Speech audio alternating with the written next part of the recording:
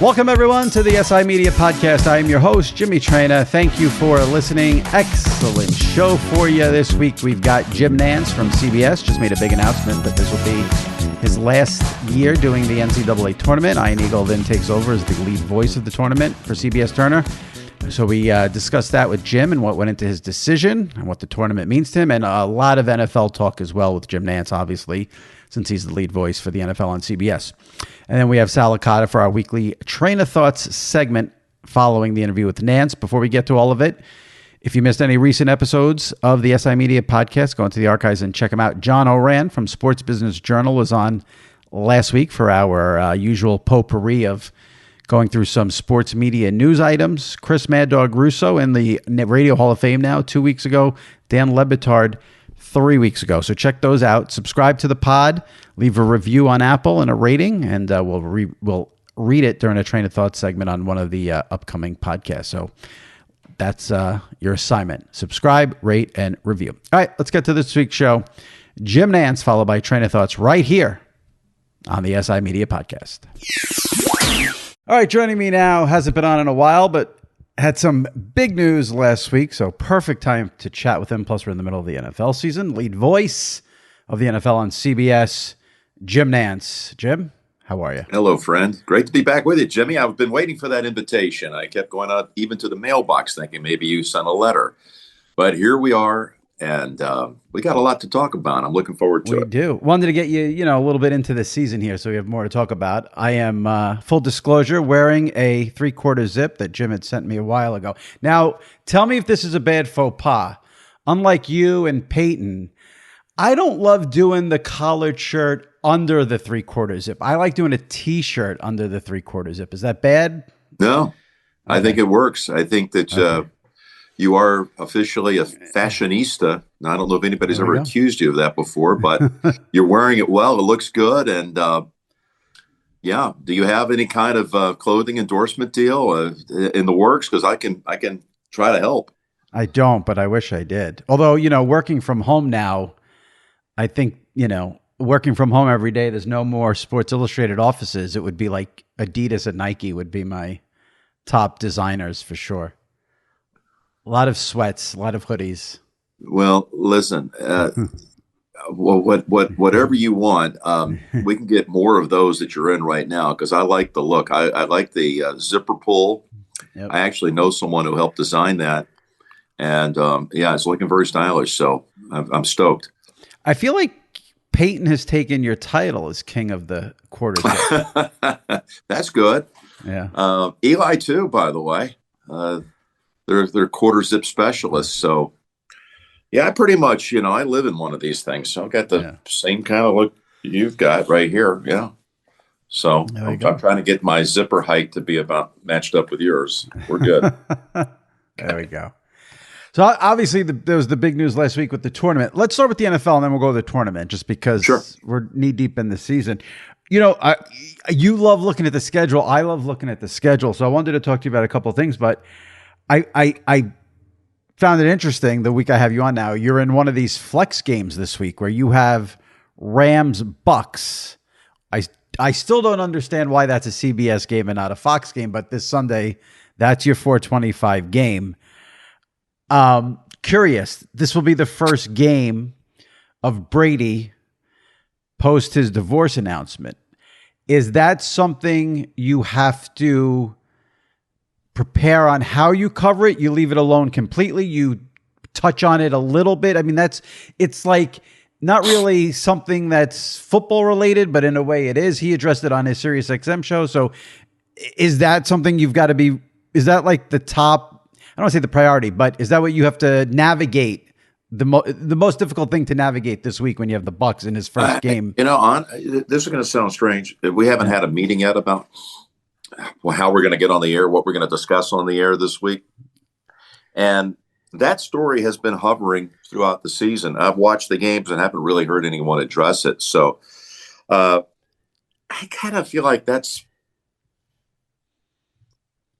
out of bounds. It's his personal life. Yeah. Tom's a friend. I wish him well and his family well. And that's not something really. I'm going to be there to cover a football game, so I Yeah. want to be respectful. I know he addressed it with Jim Gray. That's a remarkable. That's a remarkable for me. Must listen every week.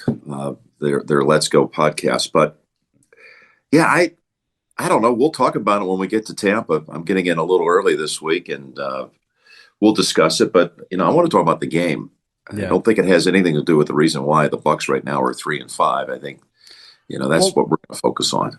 Yeah. Well, that's what's strange about it. I mean, obviously, listen, you have your tabloids like the New York Post who have, for them, it's a frenzy. But I have seen legitimate football people with the take, and I don't think it's that out of bounds, that when you're going through something so stressful in your personal life, it can affect you on the field. So I don't think that's a completely invalid take, but it's also a very delicate matter, obviously. Well, something. First off, I'd like to talk to Jim Rickoff about it, and he's our producer. As we're sitting here right now, today is his birthday.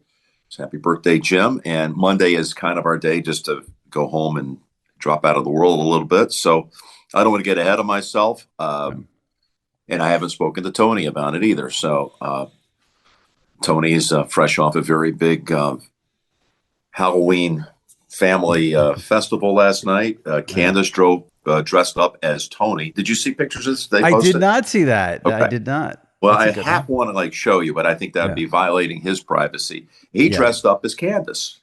And like Candace dressed up as Tony with a CBS blazer and all. So really good stuff. Really fun stuff out of the Romos last night. So again, I don't want to sit here and say, this is how we're going to handle it. We've got plenty of days to figure it out, but I want to be respectful. People always say, please respect our privacy on this matter. I don't know. Most people don't, which is sad. You said that. I hadn't even thought about the fact it's the first game since I guess they've made it official. But again, it's been hovering out there. And I don't think that Tom's play has been affected by it. It'd just be my observation. I haven't had one of their games this year. They're not losing because of Tom Brady. They've had serious injury issues. The offensive line's a mess. The secondary's a mess. And hey, I'm looking forward to you. You did address another thing here, the cross flex thing. You said you don't understand how we got to get out of the Fox allotment.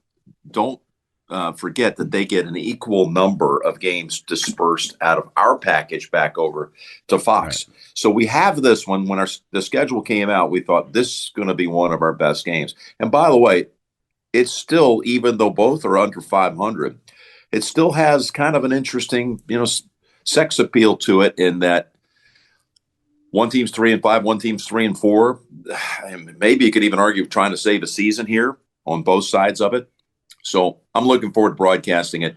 And I want to remind you that there was another big cross flex game coming up in a few weeks that we have, and that'll be Dallas at Minnesota. That's on November the 20th. Okay. And that one we really did strike gold with. All right, because I want to go through the next couple of weeks. But I want to piggyback on something you said. You said Tom is a friend. I'm just curious. Has he asked you for any broadcasting advice? No. Because he's supposed to go to Fox next year. Obviously, I'm sure he's still focused on football, but I'm just curious if he said... No, and I haven't spoken to him in a while. Gotcha. But I say a friend. He's someone I've known a long time. I think we've talked about it before. I broadcast over 100 of his games. I played golf with him. We famously played golf together with President Bush Sr. and President Clinton moons ago. He's been out to Pebble Beach, where I have my home, and he and Peyton, I think taped one of the Peyton places in my backyard at my little par 3 hole. Right. So I don't get to see him all that often. We have another Tampa game later in the season, but I've got a long history with knowing Tom in the broadcast realm, as broadcasting his games, and off the field as well, and his mom and dad as well. His dad's an awesome guy. Tom and his mom is just beautiful soul. Tom and Galen. So I hope to see, in fact, Mr. Brady for breakfast, which is something I've done before home games before. So I've had breakfast with Mr. Brady on the day of the game, and I hope to do that again this Sunday. I'm sure Tom will hit you up for advice when he finally goes. On that front, I don't think that's something right now. And I'm not talking about his personal life. I just think that's something that, he's going to jump into when that time comes. and I'll be happy, and he knows I'll be there to give him any kind of advice he might long for, if he wants any at all. Now, okay, so I'm curious. The week after this week, so this week you have the Rams and the Bucks, you and Tony. And the week after that's a Fox doubleheader week, so you get an early game. And the schedule here, I know you can't say it, but the schedule here is pretty rough. I think, are you going to do Cleveland at Miami? That's my guess. Do you know what game you're doing that week yet? I do know. We're going to do Jacksonville at Kansas City. It's one of those really strange NFL Sundays when you're the network that has only the one game, the non-doubleheader weekend for us. Every single game that we have there has a team that's a couple of games at least under 500. So you've got the Browns, even off the win last night, are now 3-5. I've got Jacksonville, I think, at 2-6 right now with another, I think they got maybe the Raiders this week. They could come into that game at 2-7. We don't have a sexy matchup that day. That's just the luck of the draw. And by the way, Fox has the same predicament this week. Their number one game on a regional week for them, as we have the doubleheader with Rams Bucks, involves Detroit. Right. They got the Lions. They got a 1-win team. So it happens to all of us. It's a quirky year. When was the last time you called the Jacksonville Jaguars game? Whew. A couple of years ago, after they went to the AFC Championship game and had the Patriots 10 down in the fourth quarter at Gillette, we came out the next year and had them week 2 in a doubleheader game hosting New England, and they beat New England to jump out to a 2-0 start. I think I remember. And a few weeks down the road, we had them at Kansas City, and I think that might have been the last time. So it's been a while. Yeah, it's been quite a while. And speaking of Detroit, I have long said they've got to stop putting the Lions on Thanksgiving. Now you have Buffalo at Detroit on Thanksgiving. I mean, Buffalo may score 50 points in that game against that pathetic defense. It'll be worth watching to see how much Buffalo scores. But the NFL, leave the Cowboys. The Cowboys are the Cowboys, America's team, ratings juggernaut. The Lions thing, it has to stop. It just has to stop at Thanksgiving. I'm sorry. It's just. Well, I've only done that game for a long time. Yeah. We go between Dallas and Detroit. So I'm a traditionalist in some things. I don't hate it like you hate it. You can try to make up a game and rotate it around. Like this year, you got Buffalo, Detroit, Giants, Dallas on Fox. I mean, they hit gold with that one. Right. And then the NBC game at night is New England, Minnesota. Yeah. It's decent. But there have been some stinkers there, too, by the way. You try to make up a game and move it around. There are no guarantees. Yeah. I mean, this year proves it. Look, what do you think about Detroit invented the game. 1934. Some guy named George Richards in 1934 decided to throw the first Thanksgiving Day game. Okay? So maybe they deserve it because they hatched the idea. He was ahead of his time. I have an analogy I want to make, but it might make you uncomfortable.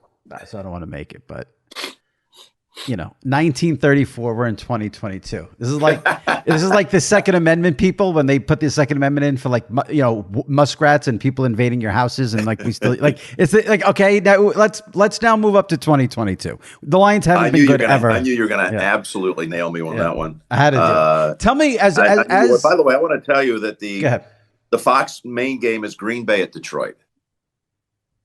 At least that's the one they kind of they have it in a bigger font, so I trust that's their A game. And I'm not trying to slight them because we have Jacksonville, Kansas City the next week. Our main game this week was Pittsburgh at Philadelphia. Well, this is the ultimate year. This is the ultimate point that I wanted to get to. As the guy who's supposed to call the best game each week when it's your doubleheader week, I can make the argument that the only great teams in the AFC are Kansas City and Buffalo.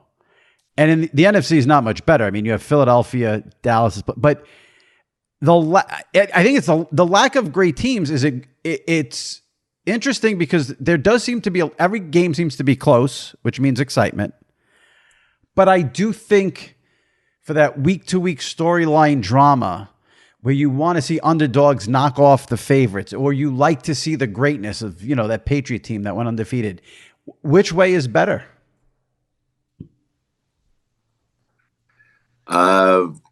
Here's what I think the solution is. I know what you're asking. I actually love the AFC and where we're positioned as the AFC main primary network. But I think they're going to get to a point here not too far down the road where there can be a little bit of almost like a draft. I think maybe we even talked about this before, where a couple of weeks out, because one network could have a multitude of good games. The other network could be saddled with a matchup that doesn't have a broad appeal to be your main game. So, hey, look at it this way. We are coming up on week 9. We've had 1 week so far. I got to throw week 1 out, But starting week 2, our crew, every single game we have had, except for 1 week, has had a team with a losing record, not a 500 record. At least one team with a losing record. This week, Bucks, Rams is both teams with a losing record. So that'll be 8 out of 9 weeks. We've had a team with a losing record. And next week, Jacksonville will make it. Well, no, actually, again, I got to cross off week 1. Next week, we'll make it 8 out of 9 weeks starting at week 2. I'm not trying to trash it. Our ratings are good. The games are close. Yeah. Well, listen, the game, you can't argue. Fox is probably living in the same world as we are. Well, that's what I'm saying. That's what's so bizarre about it. The games involve teams, like you said, under 500, but they're close, which is really, at the end of the day, I think what you want. I don't know. I like the close games, but I sit back. I don't have a hand in how the games get scheduled back in April or May, nor do I have anything to do with the networking of the games right now. I have certain places I like to see, teams I like to see, but you did a great job of actually looking ahead to next week and trying to figure out what's there. It's a schedule that looks thin on paper. What would Cleveland, it be? Miami would have been where if I was in charge, that's where I would have sent you. I think that the Dolphins are a good story this year.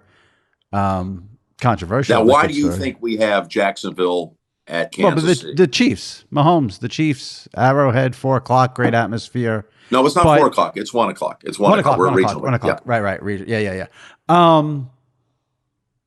But I feel like you call so many Chiefs games, they could have put you on Cleveland and Miami. Well, they're going to put us on a game when they network it that's going to go to the largest percentage. Right. So what happens is it's not dictated by where do we send Romo and Nantz because that's the better game. It's which one's going to be the biggest audience. Right. So what really the decision comes earlier in the process.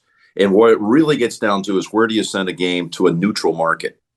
Meaning if you don't already have a tie to a team or a division, then where do we send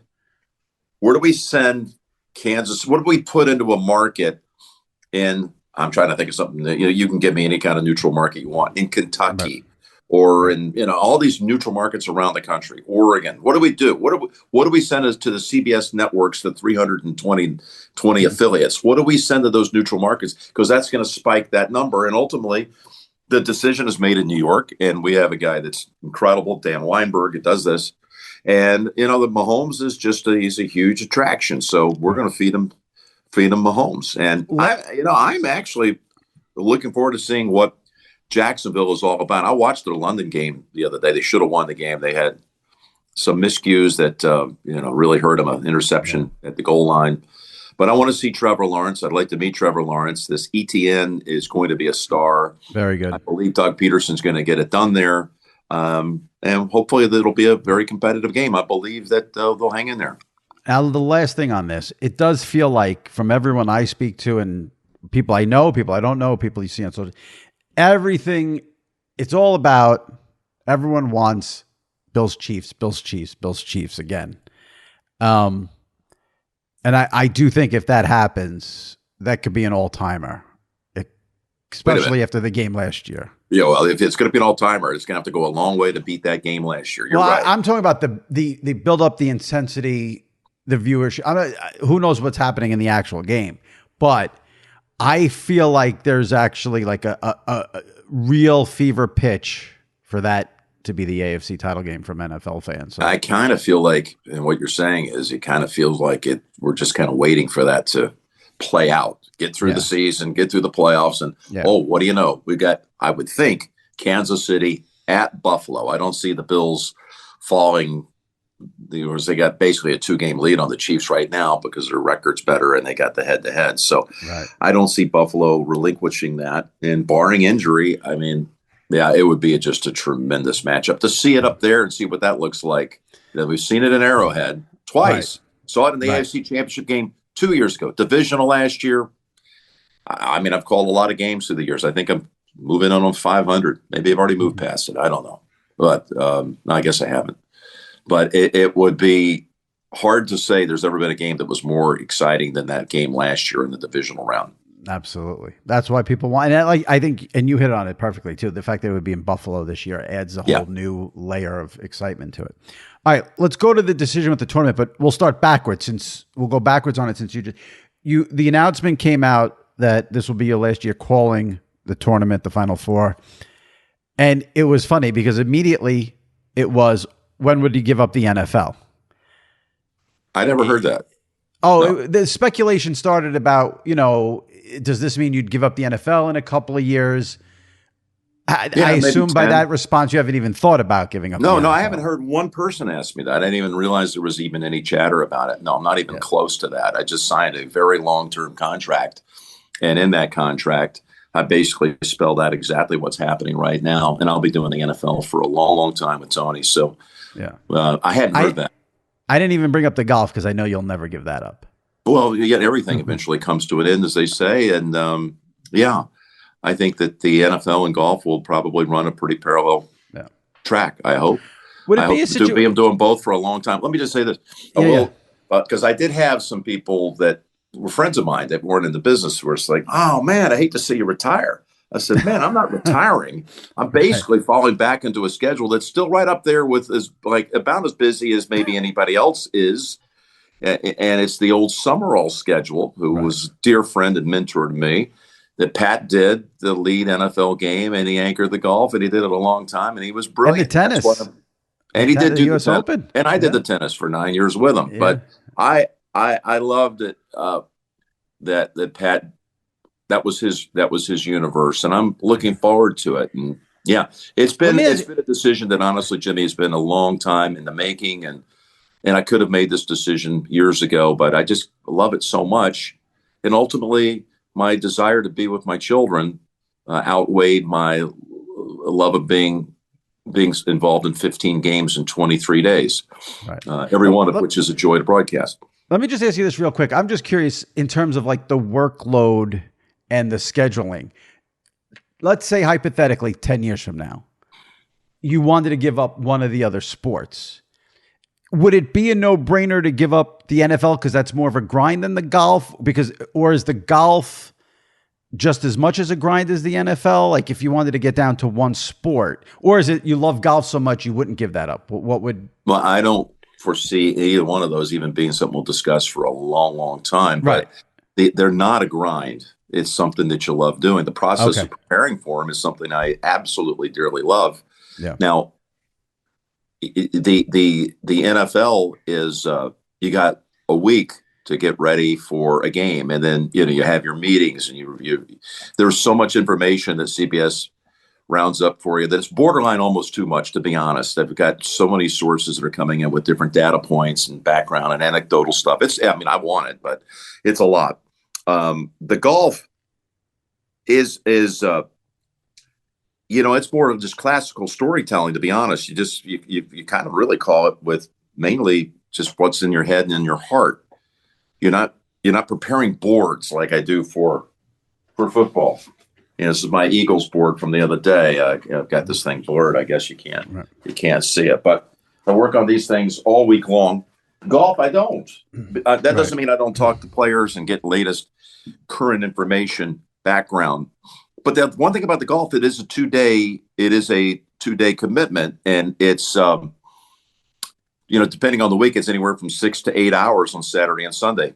I used to get asked a lot, well, how come you don't do regular season college basketball like you used to? Well, things kind of changed. I became the lead NFL play-by-play guy, which took me to the end of January. So that took out those weeks.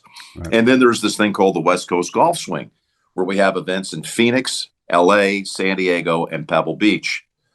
Well, then why don't you do the basketball instead of one of those? Well, we actually have extended hours on those West Coast events. Those also happen to be like the highest rated golf events of the year because the weather's bad for a lot of the country and people are living vicariously through these beautiful blimp shots from Pebble Beach and Torrey Pines along the coastline. You're on for 8 hours doing a 2-point something rating versus doing 1 2-hour basketball game that's doing a 1. I mean, I'm not trying to minimize it, but college basketball is all over the place and a lot of different outlets. You don't do monster regular season ratings. So it's not that I'm slacking or I'm not working. In fact, I go through a stretch where, I work like 32 out of 34 consecutive weeks on the road. And that includes going through 21 weeks in the NFL and West Coast Golf, and then the NCAA Tournament, the Masters, Hilton Head, and all that. Next thing you know, you've basically been on a road warrior for like 60% of the year, with more to come with golf. And I tell you what it will do. Just again, for my own personal calendar, I will have a nice block of time from the end of football into the West Coast Golf. I'll do that, and then going into the Masters, I'll have a stretch of about 7 weeks off. And I'm going to miss the heck out of it. But I've done it a long time. Yeah. I feel really good about someone else getting the chance to do it, too. I'm very happy for Ian to have the chance to do it. He's a basketball guy all year long. I'm not. And by the way, we have other incredible, as you know, play-by-play guys. Incredible.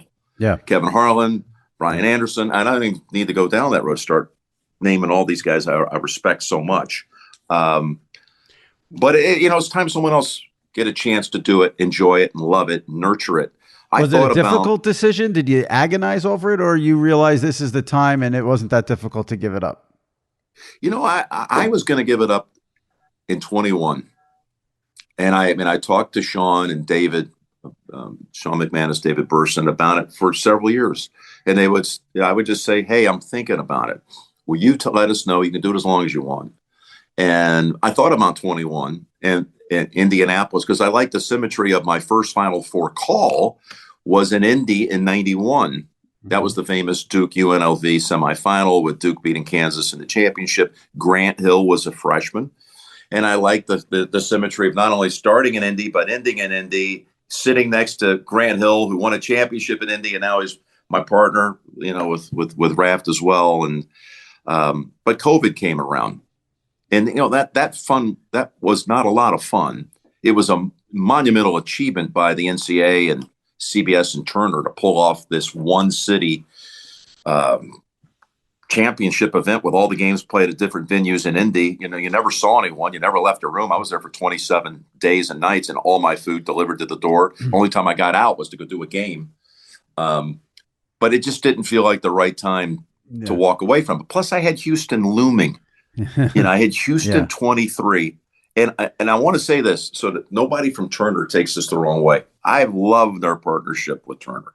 Great guys. And, I've done the Capital One spots with Charles for years now. We'll continue to do that this coming year and hopefully beyond. And Ernie and everybody. But I wanted to call my last basketball game on CBS. We would still call them on Turner, as you know, but it's CBS Turner. We alternate years. I just thought I'm going to pick a CBS year to do it. So if it wasn't going to be Indy in 21, the next time I would consider it was going to be Houston in 23. And Houston was the gateway city for my career. Right. It's just the perfect place to do it. It's the perfect time. Done it a long time. And I will miss the heck out of it. But you know what? I also love being home for my kids and having their spring break falls in March. I miss it every year. Now I get to be with them. So it's, there's a trade-off. Was it difficult to do the tournament after not doing regular season games and just coming in for those 2 weeks? No, not a bit, because I'm watching it all season long because I love it. Right. But I wasn't the only announcer who parachuted in, as people would call it, to come in and do the playoffs in other sports. And you know who they are, so I'm not going to make it sound like anybody's doing anything wrong. It did not make it difficult. I would usually do a regular season game right around the 1st of March. And then I'd go into the Big Ten tournament. And I do 2 games on Saturday, the championship game on Sunday. And that begins quite a stretch. I counted from that point until the championship. I'd do 15 games in 23 days, from the semifinals of the Big Ten, 3 games that weekend, 6 the next week, then 3 the regional week, and 3 the Final Four. But Jimmy, when I got the nod to go call the games, I had filled in for Brent several times during the years. I was the host. I was the studio guy. I was the Greg Gumbo, Ernie Johnson role 5 times at the Final Four.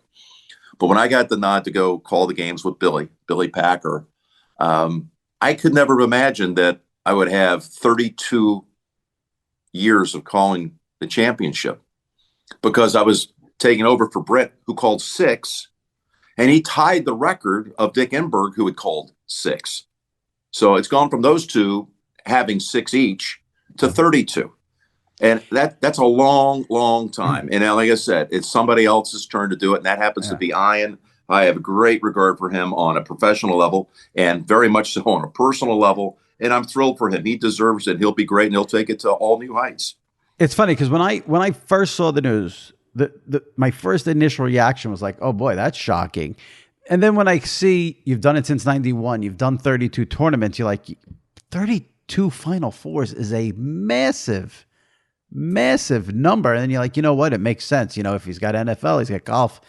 I'm sure this didn't factor into your decision, but I also feel like the tournament is still this monstrous thing, but college basketball overall has become sort of a niche sport. It's not what it used to be. The ratings prove that out in the regular season. I mean, it's so, it doesn't really move the needle. It doesn't move the needle until the tournament. It's different. It's definitely different.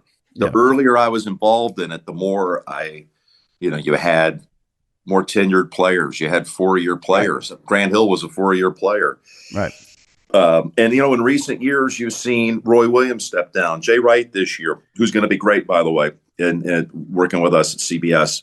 And then, of course, you had Coach K. And I got to document all of their careers. Jay's 2 wins, Roy's 4 championship, all 5 of Mike's championships.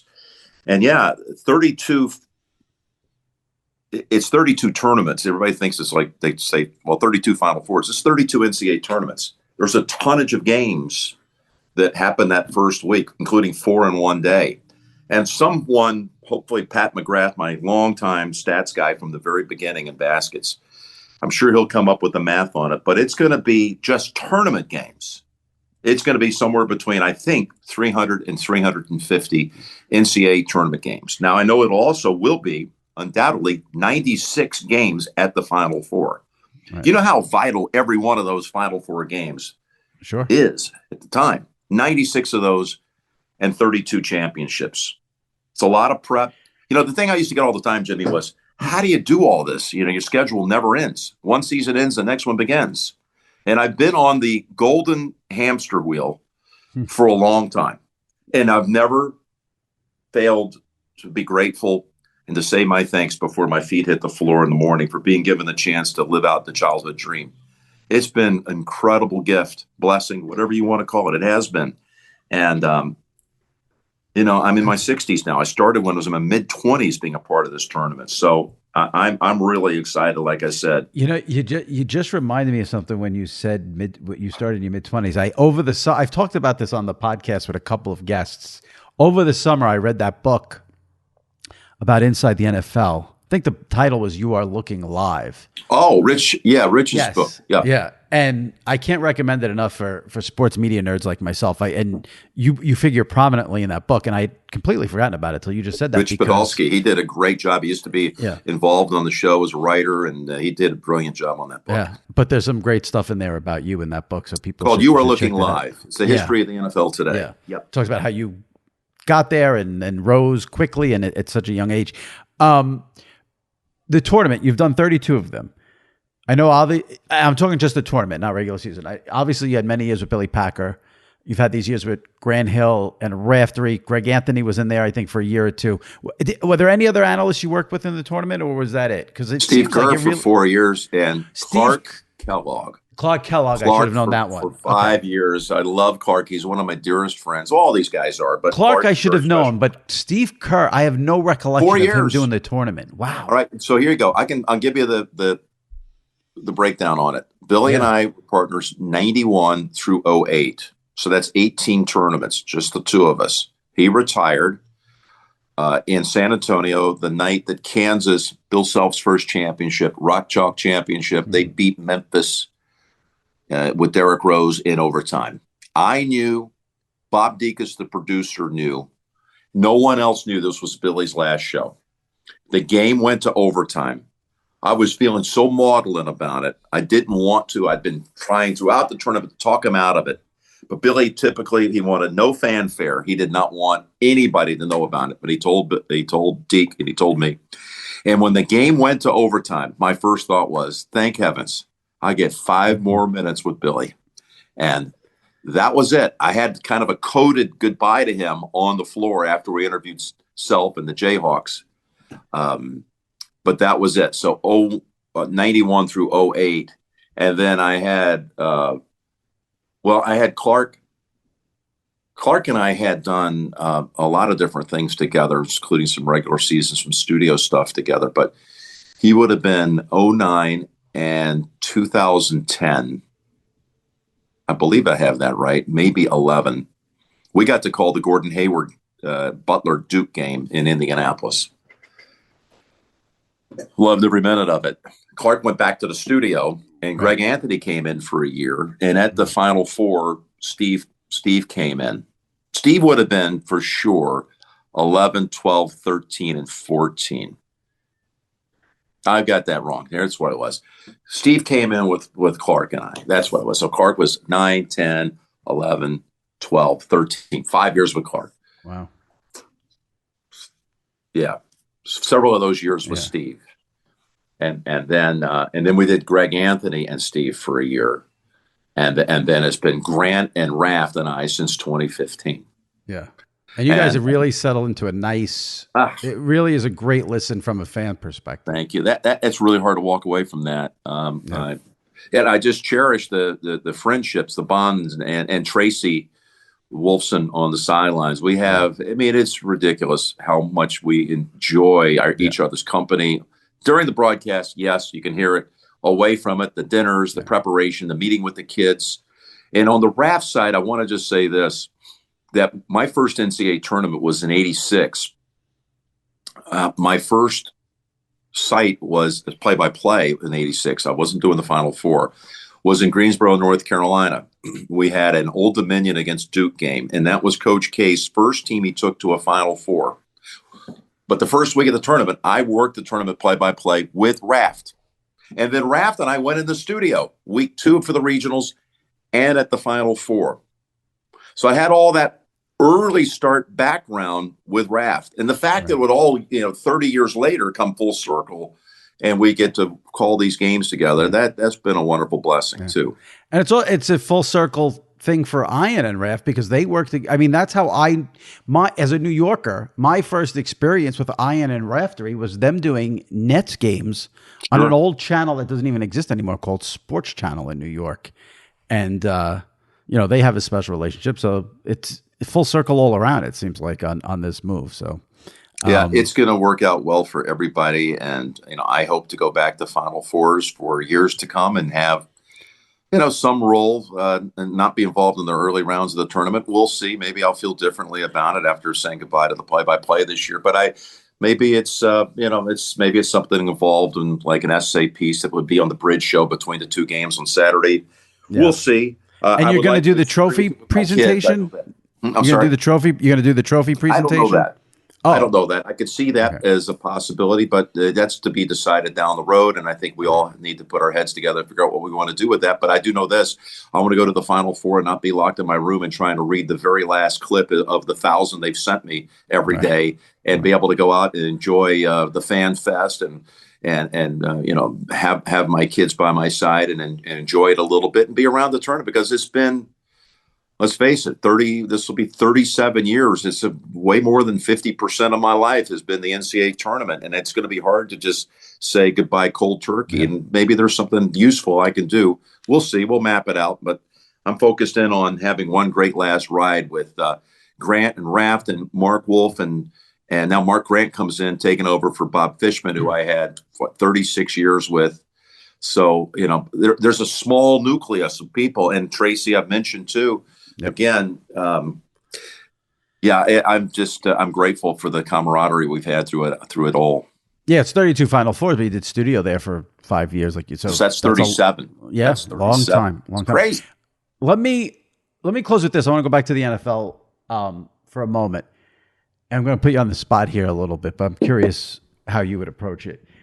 Al Michaels has gotten a lot of attention in recent weeks for how he's handled some atrocious Thursday night football games.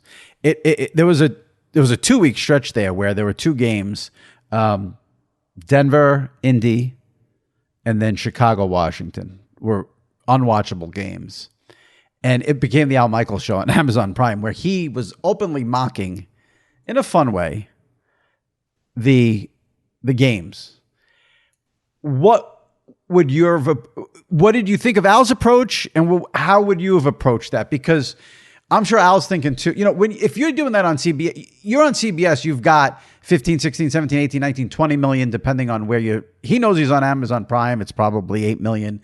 I don't know if that plays into his rationale, but he was universally praised for how he handled it. There was nothing but positive reaction. The only thing in my head is, I don't know if Roger Goodell and the NFL were like, Amazon's paying whatever it is, $11 billion. I'm not sure they want you mocking the game, Al, but Al can do what he wants because he's been doing it for 100 years. I would love your take as one of the veteran lead NFL voices on that whole situation. Well, Al can do no wrong in my world. You know that. You and I have spoken off the air about my friendship and admiration for Al. So I'm a veteran, though, of Thursday night football, and things evolve and things change in the way that you can say things, perhaps stretch it a little bit more than you used to. Just look at so maybe what you can say now would have really been taboo 5 or 10 years ago. Just look at gambling. I know Al's always told been very close into that over and under and all of that, but gambling was something that really were encouraged or discouraged from talking about. It was absolutely taboo. Now, of course, we got a franchise in Vegas. Tony and I will be calling a Super Bowl there next season. Fantasy football and DraftKings and FanDuel and all these sites are big advertisers for all the networks. Things change. So, I love listening to Al, and we spoke yesterday. We FaceTimed each other, as we do almost every week. And he heard I had a line during the Buffalo-Kansas City game. Yes. It was like 7-3 late in the second quarter. And I said to Tony, wait a minute, is this Sunday afternoon or Thursday night? What's going on here? Because we were expecting a continuum of what had happened the previous year in the divisional playoffs when the wild final 2 minutes of regulation and overtime ensued. So, no, listen, it can be very flat on site at a Thursday night. For whatever reason, the fan isn't into it like they are on a Sunday or even a Monday night. Monday night, it's raucous. I know it. I did it for 4 years. I did it the first year I ever did a full-time package, and the second year of a full-time package on Thursday night. That's fascinating. That's the first time I've heard someone say that. That's really interesting to me. Well, I hate to tell you, because I'm going to tip it off here, especially now that there's going to be a World Series game against it. Yeah. And two Philly teams, too, going head-to-head. Two Philly teams going head-to-head, but the game's in Houston, and the Texans are 1-5-1. And the town, that's my town, Houston, and they're going to be all into the Astros that night. So Al's going to have a game. Amazon's going to have a game on Thursday night that's going to be very flat. That's nothing that he can change. It's going to be COVID empty stands kind of flat. Now, it won't be empty like it was in COVID in that unbelievable season that we all went through. Somehow the league pulled it off too. But it won't have that ambiance. It won't have that energy. And I think that's probably what Al was speaking to a little bit, not only just the quality of the play, but the fact that the fans aren't into it like he's accustomed to on Sunday night. It's different. Yeah. I wonder why that is. I don't know. Maybe work that day. Although that's not a fact on Monday. I think, you can say, well, what about Monday night? But it's almost like you don't bring, like, the kids aren't there, or people have to work the next day. But you can say that same thing about Monday night. It almost feels more like a corporate, polite crowd. Again, I had 4 years of it. 2 years full, 2 years CBS did a half a package with NBC doing the other half. And Al knew that. He did the half a package on NBC when we were doing the other half. So it's just, they've had some compelling games early in the season.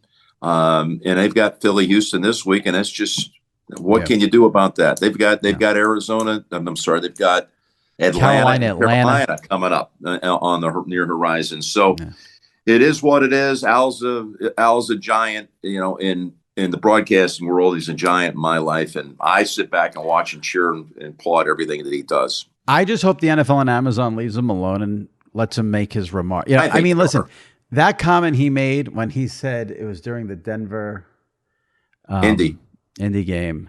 Yeah. This is one of those games. It's the 5th regional on CBS at 1 o'clock. I mean, that is an all-time for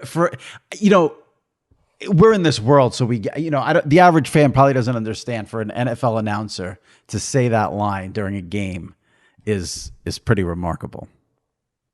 Well, he's seen it all. I'm glad he's still doing games. He hasn't lost anything. No.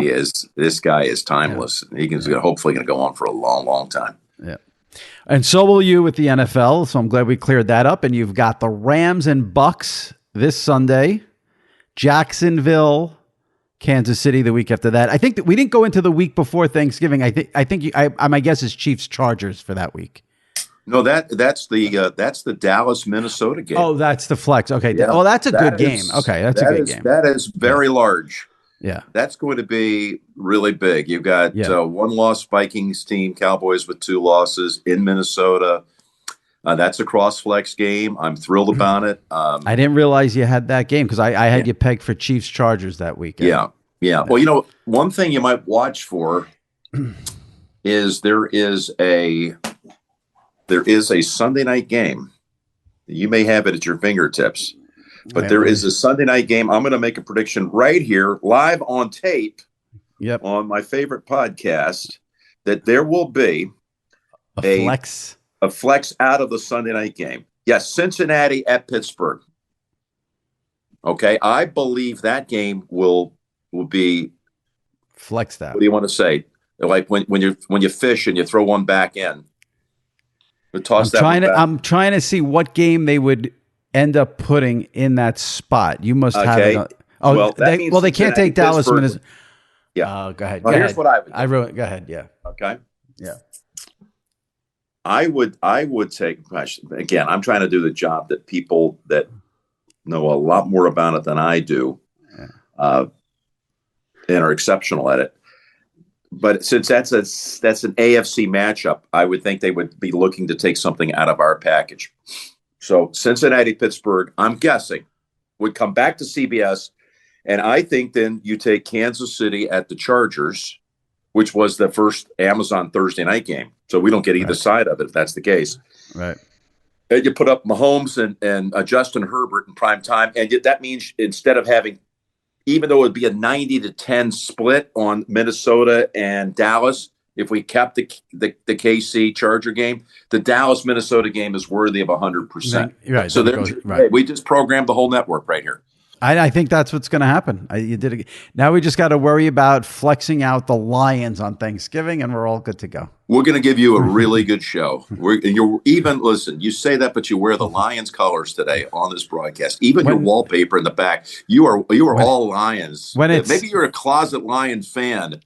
When it's 38-13 Buffalo in the third quarter, you're going to need some Al lines on What if the Lions are winning in the third quarter? I don't know if you saw this because it happened literally the minute before we started, but the Lions traded their tight end Hoxton to Minnesota. So now the fire sale is on. So I would I would make sure you have some stories to tell on Thanksgiving. That's going to be story time with you and Tony.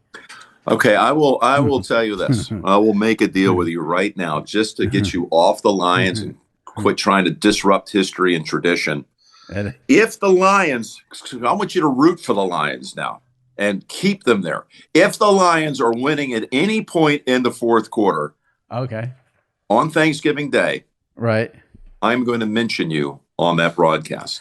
Now I got to root for the Lions to lead the Bills in the fourth quarter. I don't think I'm getting the mention. I will figure out some sort of verbal somersaults and find some tie to history. Or, hey, Tony, it's incredible. I was talking to my friend Jimmy Traina a couple of weeks ago about this game. He said it was going to be a stinker, and then I kind of talked him into the Lions might give him a game, and here we are with the Lions leading in the fourth quarter.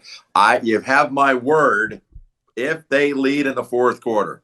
I would never, ever in my life, ever root for a player to get injured, but maybe if Josh Allen could just get a little touch of the flu Thursday morning. That's all. No. Maybe just a little cold on a little cold on Thursday morning. Then maybe I'll By the way, the Lions can score points. They didn't when we had them at Dallas a couple of weeks ago, but they can put up points. Well, I'm going to leave you. Are we done? Are you close to being done here? We're all done. We can say goodbye. I got one story I want to leave you with. Go ahead. Wrap it up with this. Here we go. Okay, because it has to do with the NCAA tournament. Go ahead. Okay. And you asked me something about when did I first start thinking about giving it up. Yep. I want to tell you when I really first started thinking about doing it, not giving it up. Okay. I'm going to go to the opposite end. Yep. 1983, Houston, North Carolina State, at the Pit in Albuquerque, my alma mater, Houston. I ride in to the game on the Houston team bus. Houston basketball was my entrance into the business. I was the public address announcer as a student. I hosted Guy Lewis, the coach's show on TV on the NBC affiliate as a student. I owe a lot of my career to that basketball program. There is an outside chance, by the way, don't tell anybody, that my last game I ever call might be my alma mater winning the championship that night in Houston. They are preseason number 3, and Kelvin Sampson is an incredible coach. So anyway, that aside, 1983, right in with the team. The stadium, the arena, the Pit doesn't have seats. It has benches, bench seating with a number, spread out every 2 feet, seat 15, 16, whatever. I went in, I had the whole arena to myself. I'm going to squeeze in somewhere. And I ride back on the team bus after the game. But there inside the arena was vacant, except there was a CBS set right in the corner, the far end from where Lorenzo Charles dunked my dreams and dunked NC State to a championship. And there sitting on this perch inside the Pit was one Brent Musburger. He was rehearsing. He was going to be hosting the show. And then he would be handing it off to the great Gary Bender, who was going to call the game with Billy Packer. So I thought, my gosh, I've always wanted to work for CBS, because I love the way CBS broadcasts the NFL and the Masters. They were new still at calling and broadcasting the NCAA tournament. This was year 2. They'd started at 82, the Michael Jordan year in New Orleans. So I didn't have that history that motivated and inspired me with CBS, but it was all about CBS with NFL and golf. But there's Brent Musburger. I worshiped him. So I say, I'm going to go over there and sit right there on the bench closest to the set. And I actually squeezed right up against it. Now, it was raised above my eye level, the set. And Brent, I was looking up to him. By the way, I still do. But I was looking up at him, and I could turn around and see the camera that he was talking into. I could see there was some stuff that was on prompter. Most of it was ad-lib, but they were running through all the elements of the show. And Brent Musburger was sitting there talking to his stage manager, talking to the producer, and he has that great Brent laugh. Ha, ha, ha, ha, ha. And I couldn't believe I was this close to him. His feet were maybe, I don't know, I could stretch my arm out and reach the far foot. They were that close. I was sitting right up against them. I could have literally shined his shoes. And I got to tell you, Jimmy. You would have. I would have done it.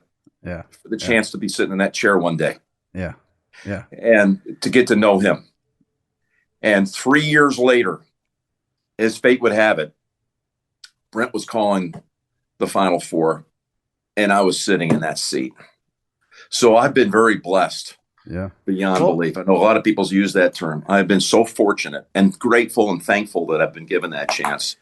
And that's what is in my heart. I've loved every minute of it. I'm really looking forward to doing it again with all my friends. And then I'm really looking forward to someone else, and that being Ian and everyone else moving forward, to have a chance to go enjoy it as much as I have.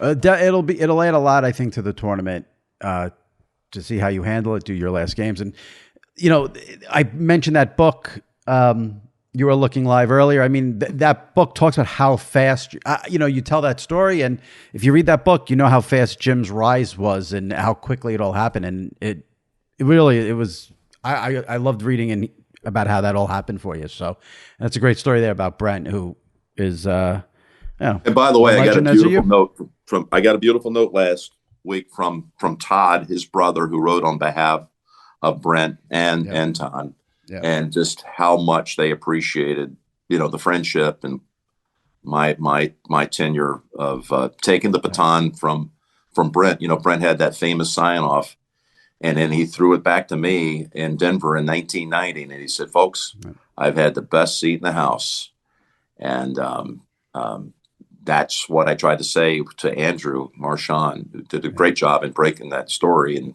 the way he framed it. But I wanted to take that baton of having the best seat in the house, and now handing it off to the next man, and that would be Ian. Well, I'm sure I'll talk to you maybe around tournament time. Enjoy the rest of the NFL season. Looking forward to you. Look forward to it, Jimmy. Hearing you every Sunday on the big AFC and some NFC games at the CrossFlex. Thanks, Jim. Appreciate it. Be well. We'll catch up soon. Thanks for having me. Take care. Anytime. Thank you. All right, joining me now for our weekly Train of Thought segment from WFAN Radio in New York, SNY TV, my buddy Sal Licata. Sal, how are you? Good. How are you? I'm good. Hanging in there. Two straight L's, I've noticed. 2 straight losses on my best bets, and we'll get into the most recent one at the end when we do our picks. But let me start by asking you something I have been dying to ask you for days now, and I wanted to save it for the podcast. Okay. Just to get the Sal Licata reaction. Will you be paying $20 a month to keep your blue check mark? No fucking way. You've got to be out of your mind. Matter of fact, I welcome it. I don't care. I don't want to be verified. Leave me alone. How much do I have to pay to never deal with Twitter again? That's what I want. I knew you'd come through with a good answer. Will you? I don't think so. Now, but I'm not as up in arms about it as everyone else. Like I'm not paying for $20 Twitter crowd is really annoying. Like, you don't have to go on Twitter and tweet whether you're going to pay for it or not. I got it. You're upset. The reality is people take offense to it because they feel good about themselves because they have a blue check mark next to their name. I couldn't give a shit less. So I don't care. Look, first of all, I got it through work. Now, does it help in certain instances? I'm sure that it does help get your tweets noticed. I personally don't care about that stuff. But if somebody's going to tell me to pay for that, there's not a chance that $20 a month, I don't want to pay for anything anymore. What if it was $1.90? What if it was $1.99 a month? No, I would not pay because I just have we talked about this before with subscriptions and all this stuff.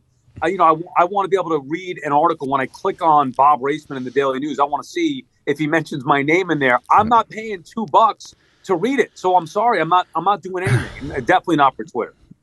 Yeah. I mean, the issue is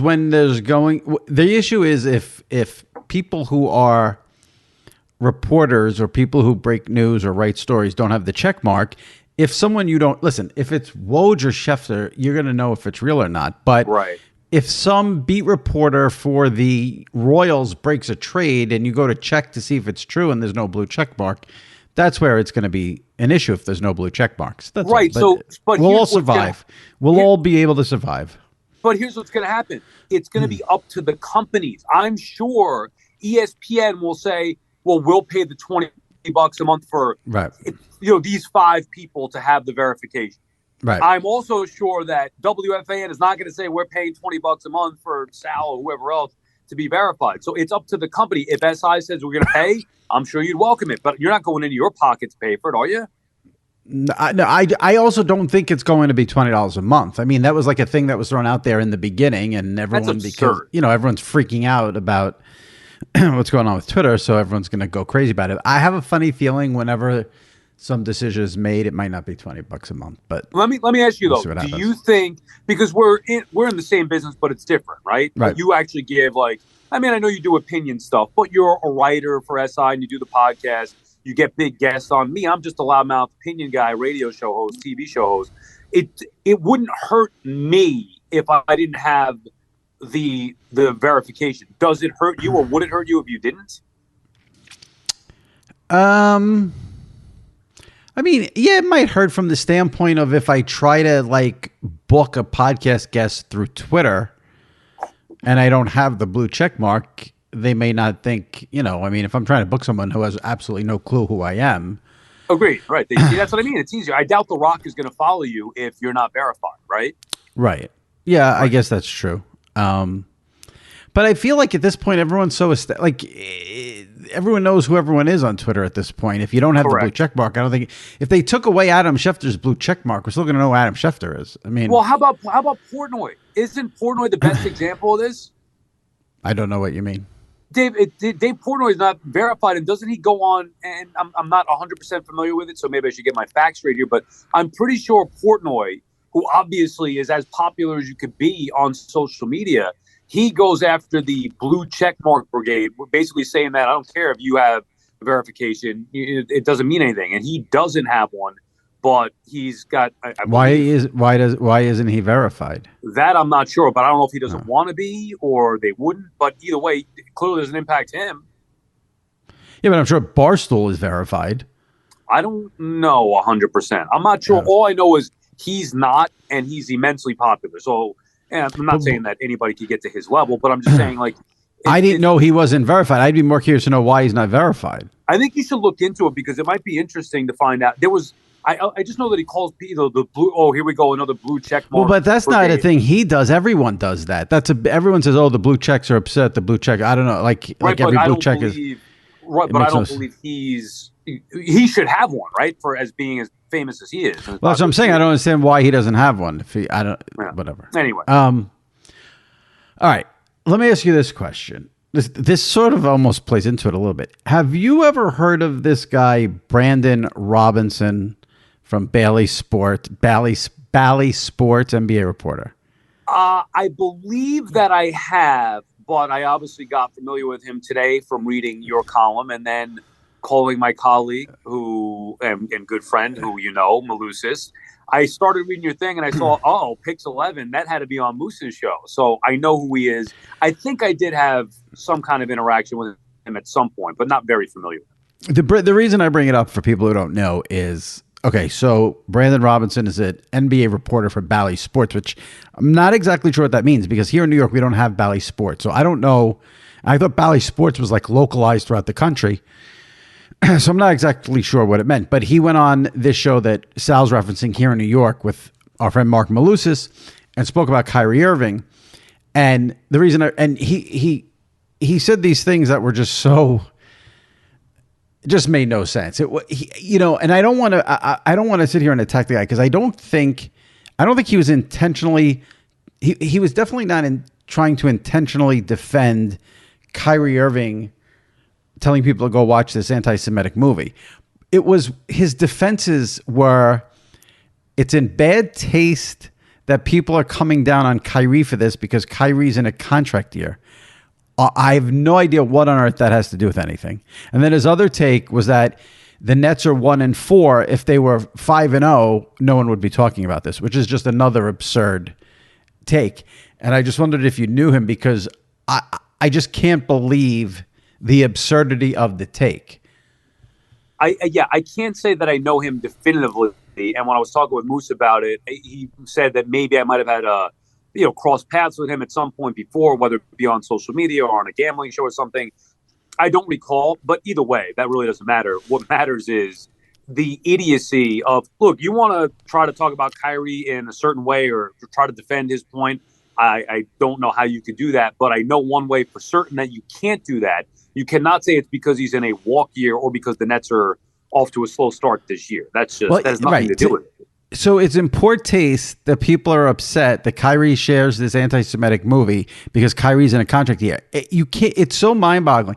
Now, the reason I brought this up, and it connects with the opening topic of Twitter, is so I wrote this column, and I wrote in the column like this guy could be the nicest guy in the world. I've never heard of him. I don't know him. I'm not familiar with him, but that clip of him defending Kyrie was a complete train wreck, and I love when things are a train wreck. So I wrote the column, and then like later in the afternoon, the guy started following me on Twitter. I got nervous. I'm like, oh, is this going to be like I didn't say that, or like and he followed me, didn't write anything to me. Then I saw he deleted his tweet of the that was the other thing. The guy went and does this train wreck segment, and then he tweeted the video of the train wreck segment, but he deleted it. He apologized, which, I've got to, I got to cover that now. But I don't know if you ever have that when you say something negative about someone, then they follow you on Twitter. I'm like, is this going to be a thing? I don't want to have a thing, but Yeah, I'm sure that's happened. Look, I try to stay out of that crap. It's unfortunate. It's a part of what we deal with now with social media. Right. I was saying to somebody that I don't want any attention. I want to be left alone. Can you just let me do my job? You're so full of shit. Because if you didn't want attention, you wouldn't say things on Twitter. You wouldn't tweet things. No, that's not true. I don't say it for it. No, I guarantee you don't. No. You don't say no. You don't say it for attention. Right. But anything. If you went on Twitter and you said, "Can't wait to watch the World Series," you're going to get attention even for that. You don't want the attention. Right. But anything, if you tweet, you're going to get attention. Right, which is why we shouldn't do Twitter, right? I mean, but you do it. You do it. Well, because I think it's part of what, unfortunately, what I do. Well, you think I could just delete my Twitter account and make everybody happy? I make money off of it. I mean, I don't think you should delete your Twitter account, but you're going to tell me there aren't times you go on there and try to stir the pot a little and Yeah, but that may be only because of some of the crap that I get. So when I get crap for certain things, whatever it may be with the Braves, but that's going to get you attention. Yeah, well, I don't want the attention. I want to be left alone. Period. End of story. I want to do my job, do it well, and I want to be left alone. Happening. Now, when you say something, when that guy says something as dumb as he did, you have to question if he's doing it to get attention. Right? I don't. No. In his defense, if you watch that clip, there's no way he was doing that to get attention. So he just believed that Kyrie. Yes, I think he's getting crap because they. I think maybe either he has a relationship with Kyrie, he likes Kyrie, and he was in a tough spot because this is a no way to defend Kyrie situation, and then that's what he tried to do, and that became a problem. He absolutely did not give that take. If you watch the video, there's no way he did it to get attention. All right, fair enough, but then why would you use those two things as... That's what I'd like. That's why I called it a train wreck. Yeah, right. I get it. Yeah. Speaking of the Nets, the story today, we're taping this Tuesday night. The story today with Steve Nash, I don't know if he quit or got fired. I don't know what the technicality of it is. And then them hiring Udoka from the Celtics, who's suspended for the year, is one of the most surreal stories I've seen think about that. A division rival is letting their head coach go to another team in the division. No compensation, supposedly. That's how much they want to get. Whatever this guy did in Boston, nobody knows what it is yet. But whatever this guy did is so bad, the Celtics are going to let him go to the Nets for no compensation. And the Nets, who have this whole Kyrie Irving mess going on, now bringing in a guy who there's all these rumblings about some sort of, sexual indiscretion. Oh, this is an unbelievable story.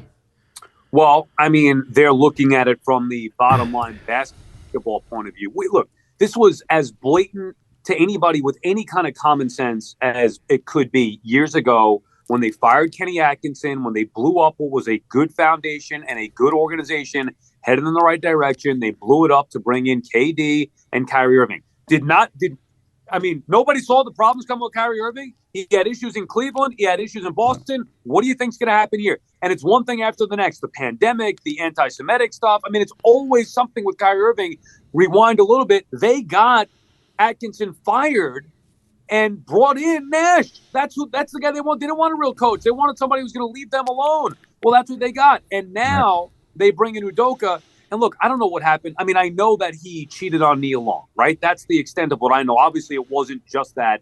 The workplace affairs. I don't know about the sexual harassment stuff. Apparently, we don't know all the details. But A, you're bringing in a guy with bad character or character issues. And B, you're again appeasing the players here.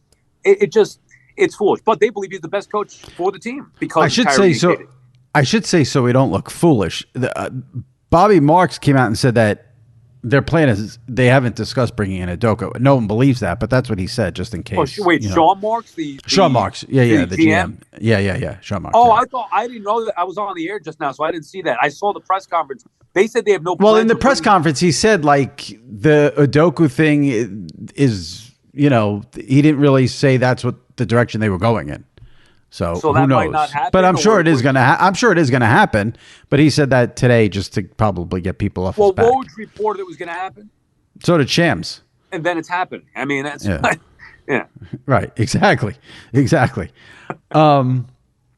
You're a Falcons fan. Were you watching that game live on Sunday? The insanity of the Panthers game.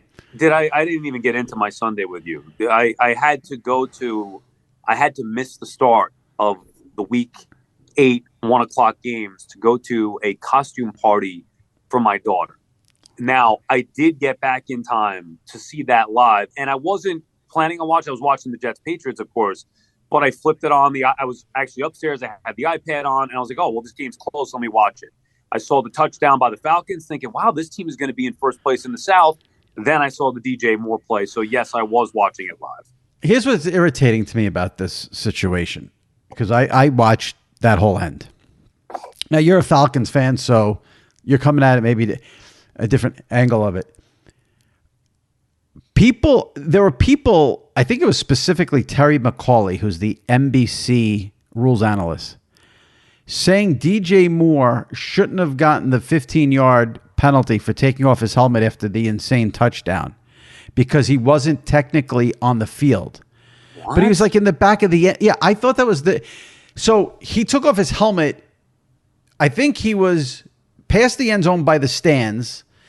And then he was like, in the end zone, they have the white on the back of the end zone. I think he was standing there and he had his helmet off. There were other players in the team who had taken their helmet off. And for anyone now listen, let me be clear. I personally think players should be able to take their helmets off to celebrate. I don't think taking your helmet off should be a 15-yard penalty. However, if you're going by what the rule is, and the rule is if you take your helmet off to celebrate, it's a 15-yard penalty. He absolutely took his helmet off. And if he's in the white of the end zone, you're going to say he's not in the field of play, so it's not a penalty? I thought that was the dumbest thing I've ever heard in my life when McCauley came out with that statement. I knew right away. I said right away that's a 15-yard penalty. I did not hear what McCauley or whatever said, but I know from watching football my whole life, that's a penalty now. You can't do it. So whether it's right or wrong, we get into the same thing with the roughing the quarterback. Obviously, a lot of them, the rules need to be changed, but a rule is a rule. And in this case, it's clear as day. You cannot take your helmet off to celebrate. So we got everyone's always looking for like a conspiracy theory. It gets exhausting after a while. Like it was a penalty. There's no. And by the way, the kicker still could have made the kick, or you could have made one in overtime, and they still would have won the game. But yeah, DJ Moore is acting like he got caught up in the moment, scoring that touchdown the way that they did, which is embarrassing. The Falcons even let that happen, but scoring that touchdown the way they did, he wanted to have his face shown. Look at me, I made this big play, and he got penalized and ended up costing his team. We have to do our best bets. Before we do that quickly, I tweeted out this video today that I've tweeted out many times in the past. Oh, I saw it. I love it. Because November 1st is the anniversary of a Jerry Seinfeld appearance on Larry King, where Larry King asks Jerry if he got canceled, if the show Seinfeld got canceled. Now you got to explain what canceled means because, where Larry, for some reason, asks Jerry if the show Seinfeld got canceled. Anyway, the reason I'm bringing this up, so I tweet out the video. It's a hilarious video. Everyone always loves the video. But if you want to have a laugh, go to my Twitter mentions of that video, because someone in response to that video tweeted a reply to me on it and said, this is the quote: "Seinfeld would have been so good if Jerry wasn't on the show. The rest of the cast was hysterical, but Jerry Seinfeld is so annoying. His entitlement is glaring, from this interview to blasting the Mets for bringing Timmy Trump to Citi Field. The dude sucks." And I bring it up for this. Go look at the replies to that guy if you want. He got murdered, I'm assuming. Right? He's getting murdered by people in my, someone's like, "Oh, you mean let's not have the guy who created this show just go away?" So watch that video and read those replies. I'm gonna block that guy, even though he probably doesn't follow me or know who I am. I'm blocking him just on the purpose. That video I was driving in, and I don't know how, I must have been in traffic, whatever. I saw you tweet it, and I was dying laughing at it. It is tremendous. So good. It's so good. Oh god. Do you not give me a resume in here? The better video, if you're looking for a funny video that I tweeted, go to the one Monday, which is the Curb Your Enthusiasm Halloween one. I think that might be the greatest scene in the history of the show. I saw that one too. It's really it's a 4-minute clip, but Twitter only lets me post the 2 minutes. You have to look at the 4 full minute one, because it starts with him not giving the girls candy after they trick or treat without a costume, because he says they're 17, and if you're 17 and you don't have a costume, you shouldn't get candy. They then toilet paper the house and spray paint bald asshole on his door. He calls the cops. He says he didn't know it was felony or treat. He thought it was trick or treat. Then the cop is bald. He says bald asshole is a hate crime. The policeman says, "Well, I'm bald. I don't." He goes, "Well, with all due respect, you're not bald. You shave your head. You're cultivating a look." You could probably appreciate that line. Yeah, the whole scene. It might be the best scene in the history of the show. Oh God, it was great. Those two clips, that Jerry clip with Larry King, that Larry David, obviously you could, and then there was one from, it was Andrew Dice Clay with some random like Fox News guy or whatever years ago. Those 3 clips I love so much. The Dice one where the guy starts going on about you've been canceled, and Dice is like, "Where do you get your bleeping information from?" It walks off the set. Yeah, he let like 20 curse words in 5 seconds and then walked off the set.